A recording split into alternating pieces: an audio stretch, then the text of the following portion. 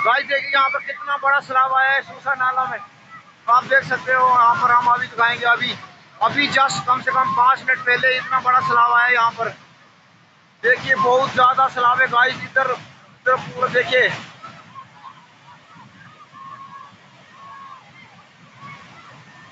Guys देखिए कितना बड़ा सैलाब आया है यहाँ पर।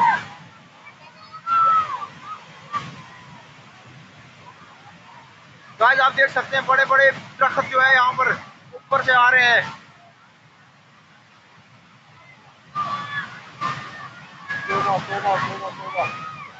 राधे राधे राधे राधे। देखिए गाइस यहाँ पर